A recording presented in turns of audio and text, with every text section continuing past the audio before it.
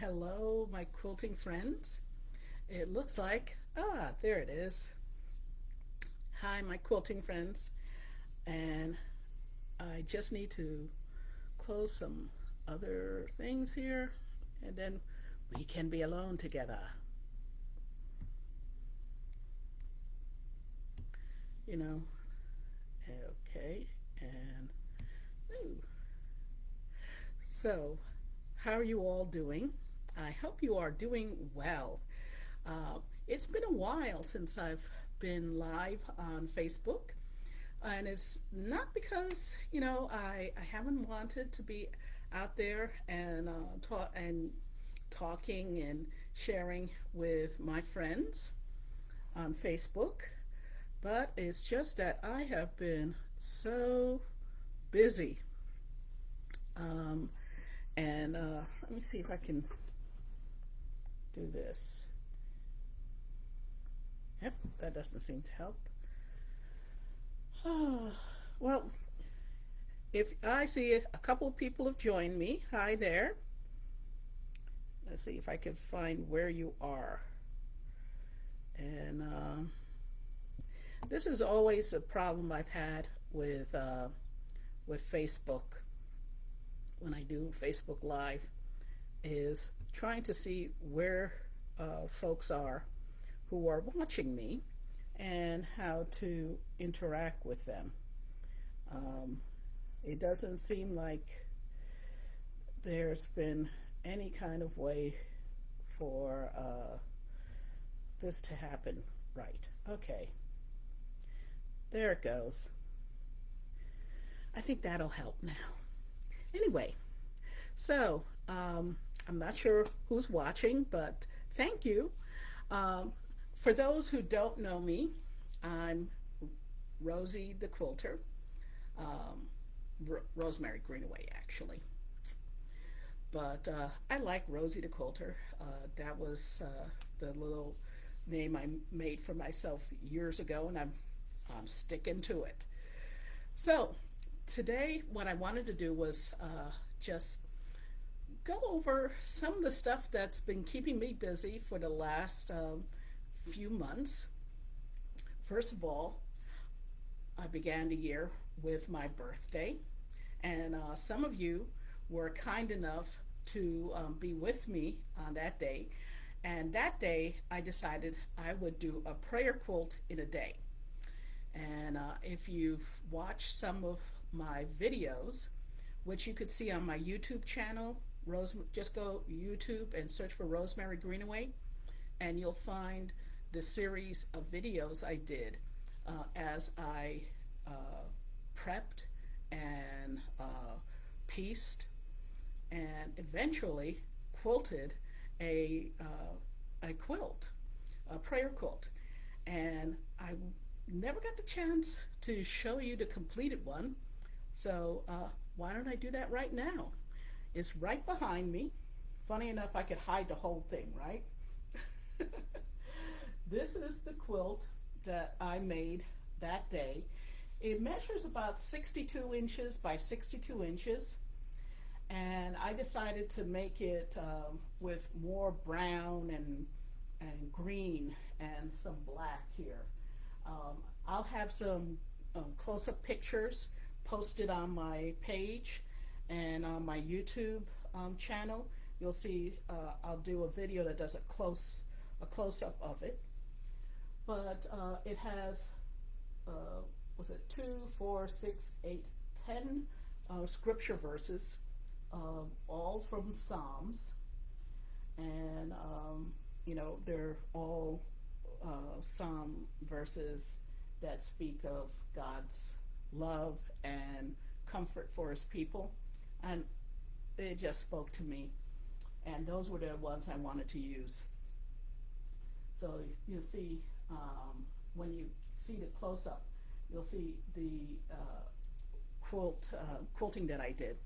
Now for this kind of quilt, I did some freehand, and you'll see that in the black border here, and in the brown I did simple meanders. I want to make it simple. But that border is so big, I used a template. So you can see right here is quite elaborate and wide. So it fit perfectly.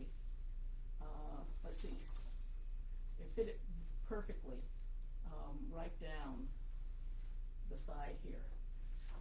That's one of the things.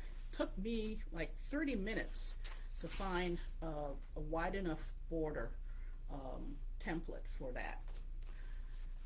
Which is to say, quilting tip number one, you don't always have to do your quilting freehand. There are companies, this one in particular was Quilting Creations, quiltingcreations.com. They have literally thousands of different designs that you could use, and these are perfect. They have designs you could use in a border, in a block, thin borders, wide borders, anything you want. And so you don't have to, and the nice thing about it is that it prints a map, a sewing map that you could follow. So if you're not sure, well, where do I start or anything like that, they have a little road map printed on, that they print and put on each of the templates. So if you're not sure, where do I start, where do I begin, it has a little road map that shows you start here, then you go here, then you go that way, then you go that way, so that as long as you could follow the arrows, you'll stitch it out perfectly. And I am a believer in not trying to do work that I don't have to do if I have a template that will make it look pretty without me trying to figure out how to move it myself. That's the perfect way to do it. Now, another thing that I've been up to is I have been getting involved in two organizations to display my work. And this month, or actually for next month, for March, I'm going to have one of my quilts about Harriet Tubman, and that's going to be displayed along with the quilts of many other very talented quilters at the Dorchester Center for the Arts in Cambridge, Maryland. Now that's over on the Eastern Shore. That's about a 2-hour drive from where I am here. So I think I might attend it virtually. But the work I have seen some of the women who are sending their quilts for this exhibition, it's just marvelous. And of course, why is it important this particular March of 2022? Because this is the bicentennial year for Harriet Tubman. She was born in 1822. And so now the museum, the Dorchester Museum, is honoring her with this exhibition. And so there are going to be quilts that look at all aspects of Harriet Tubman's life. She was, I think it's called Harriet Tubman, More Than a Slave. Because if you look at her life, and I guess if you've ever seen that movie, Harriet, that came out a few years ago, wonderful. It talks about the fact that not only did she help free slaves on the Underground Railroad, she was also a very successful spy for the Union Army, and she went on to work for women's suffrage to gain the right to vote. and she kept that up to the end of her life. So that's one thing I'm doing. Another thing I'm doing is, I don't know if some of you know, I do some African quilts. This is one of them.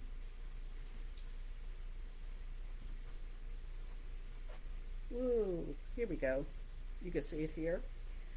This is Mary Bethune, and this is one of her famous quotes that talks about how Africa still beats in her heart. And of course, I used another template to show that. I used one of my heart templates, and as you can see there, I stitched that out. Now, for that museum, that's in Texarkana, Texas, and they're going to be doing, actually it's already going. It's called Fabrics of Our Lives, and telling our family, church, school, community, quilting bee, fibers, and wearable art stories. And I'm in that, along with a number of other great women quilters, including O.V. Brantley and Carolyn Beard Whitlow. So that is going to be lovely. Now, another thing I wanted to, so that's enough of that. I have one more thing that I'm going to be doing, but that's not for a few more months. But I also wanted to throw in some tips here. So here's that other tip I wanted to share with you. These templates, what they look like, these are wonderful. And you can mark these with your either the blue is a water erasable. You just squig it with some water and it goes away. And then this one goes away with heat. Either one I've used without any problem. It's very easy to use. But templates help make your quilt so pretty. Here's one I did with my cross quilt, and you might see here, whoop, I can't really show it too close.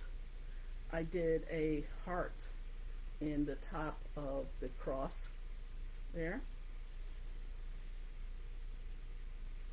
Let me see if there's been any chats. Oh. All right, everybody's watching, and I guess they don't feel like typing anything. If I do find your comments after I'm done, I will answer them. So I am not going to ignore you. So if you are typing any questions in the comments section there, and I just can't see it right now, I will get back to you and answer your questions.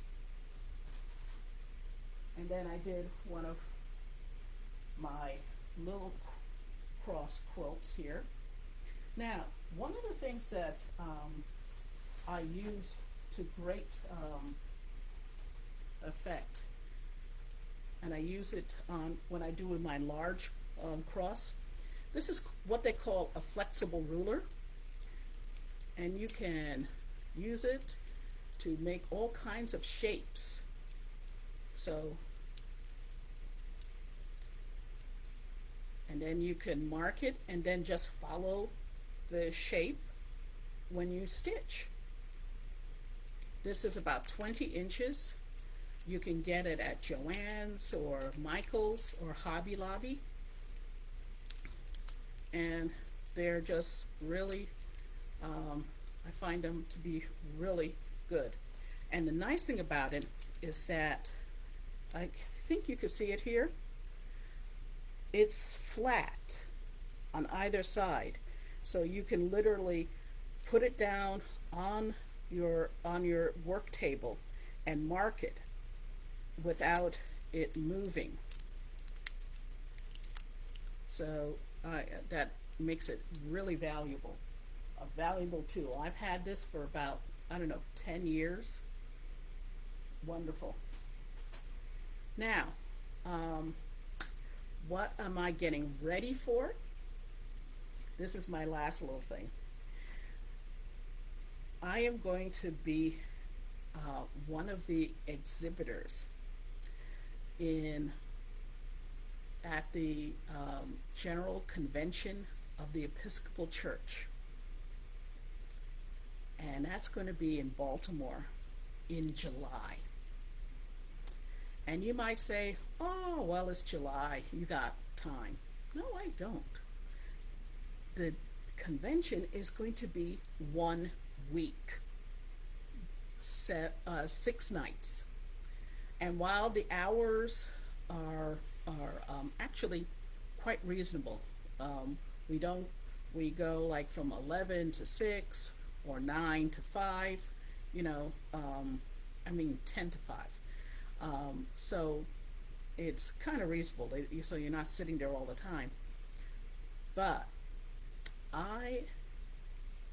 if I thought I had enough stuff, see here, let me just kind of show you. I have, there you go. That's just a small amount of my stuff. Maybe about 100 quilts done. But for me to feel good, I'm going to probably have to have at least another 100 done. So if I don't get around to doing another Facebook Live for the next few months, please forgive me. I'm going to be sewing like a demon here. Well, a good demon. I'm going to need, I don't know, about 20 crosses and 20 of that one and 30 of that one. So I am going to be really, really busy, which is a good thing that I'm retired, right? I keep looking to see if anybody's written anything, but it doesn't seem like there's anything showing here. So, oh wait, there it goes. Denise, hi there, and thank you. And then there's Sonia. Wow. That is, well, that's one of the things about Facebook. Sometimes it shows and sometimes it doesn't. Ann Harper, thank you so much. Now, do any of you have any questions about some of the quilts I do, or where I get my inspiration? Where can you find things? Ask me, because I find that I could sit here and just talk, but it's a lot better if I'm able to actually talk about what you are talking.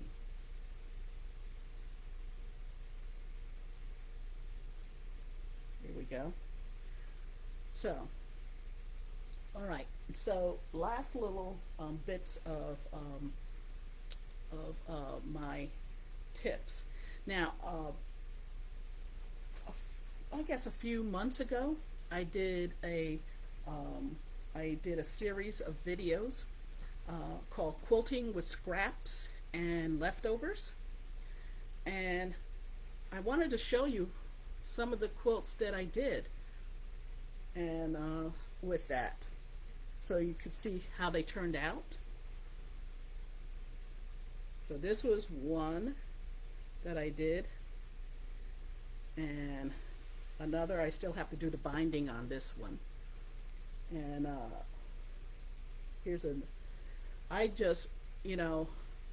I'm like many people.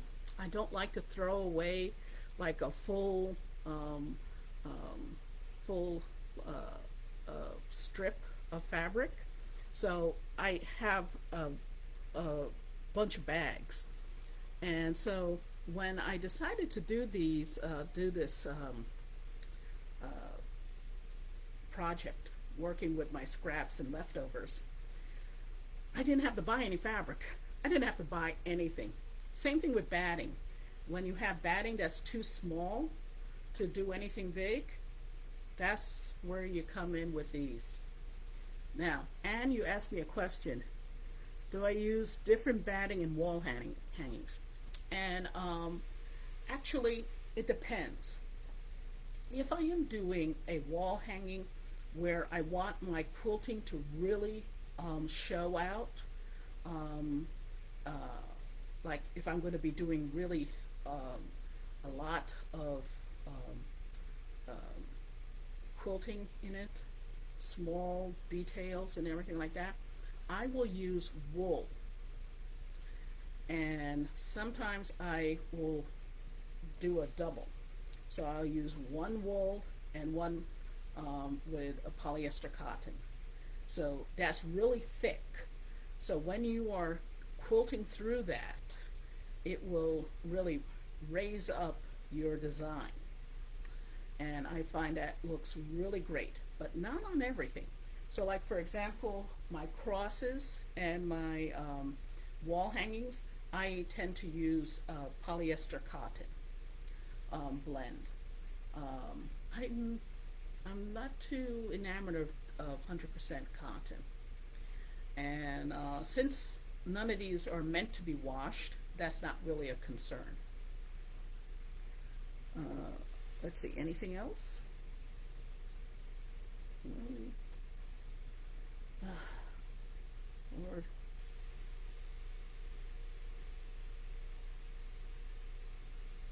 Excuse me just a second. Here we go. All right. So, yeah, I tend to like, and my favorite is Pellin. I don't know why, but I like Pellin. And I will, I get that through Joanne. And so I just put in another order now. I ordered three more of the queen size. And I already have like 3 in my inventory. So I'm hoping, with 6, that'll last me through summer and into the fall. But you never can tell. I mean, last year I had an order for 30 quilts due for Christmas, so that went through a few queen size batting. So you never know. I might get lucky. Let's see. Anything else? Oh, one thing that I will say that is really important. If you're a quilter who works with a lot of quilts that are in a collection, like for example, me, I'm going to get ready for this big show in July. Prep, prep, prep. I've already cut the panels for about 30, no, 20, for 20 quilts. And I haven't even looked at the panels that I'm going to do for my Bible, favorite Bible verses yet. But eventually I'll get to them. But pre-cut all those panels that you're going to be working with. Tomorrow, my job is to choose my fabric. So standardize your fabrics, So I'm going to go through all my fabrics and choose out which ones I'm going to use for which collection. And then when I figure that out, then I will pre-cut the first border, second border. So like when I do this particular quilt, I'm going to be doing some more of these. This is one of my popular ones. This is Romans 15 verse 13. And it is definitely one of my more popular ones. I think I sold 20 of these last year. So I know this is going to be a popular one. But they not all have to be red. I think the favorite color is blue, and after blue comes purple.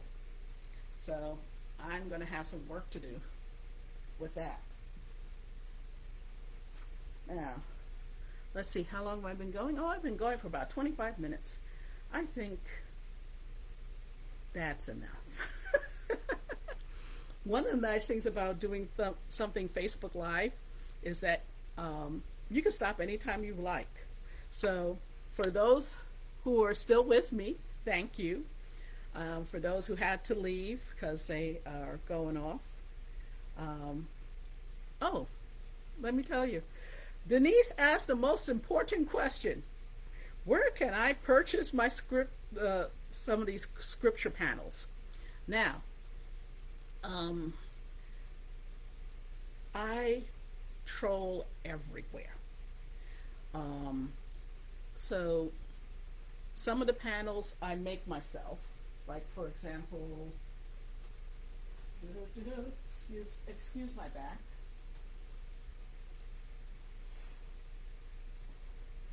But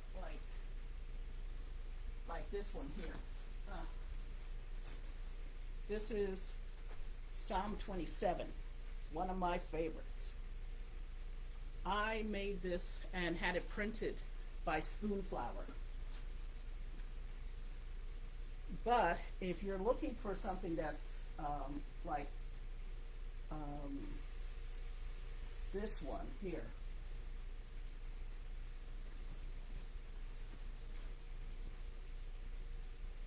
this one I got, it might be hard to find that anymore. I bought those like 2 years ago. And scripture panels, they go through so quickly.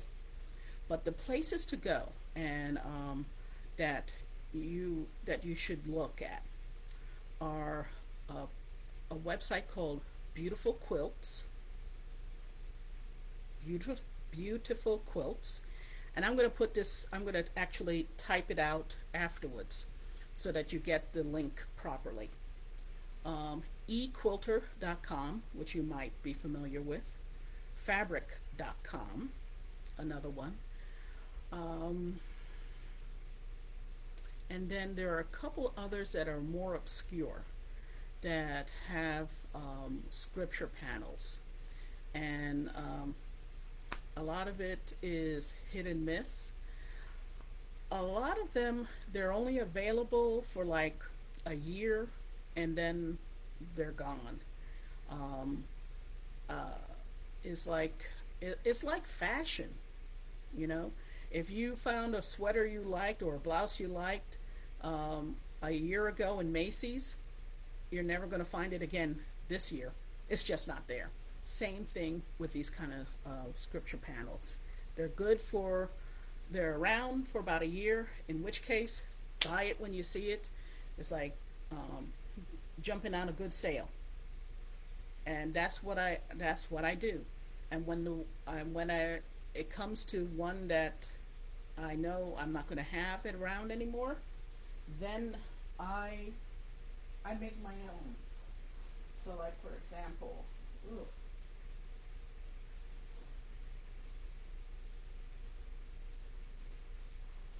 example, there are certain Bible verses I like. This is one, Isaiah 41. Nobody prints this in anything that I've ever found. So I created it on Canva and I sent it to Spoonflower to get it printed. There are, in fact, another place that you could go to look for scripture panels, Spoonflower. Check it out. A lot of the people who create the panels, such as me, also make them available for sale. So you could find scripture verses and other things of that sort at Spoonflower. Spoonflower, eQuilter, Fabric.com, Beautiful Quilts, and a couple others that I will add after I'm done. But for now, I am going to say thank you so much for your attention. I want to wish you blessings and good health and be safe. Take care.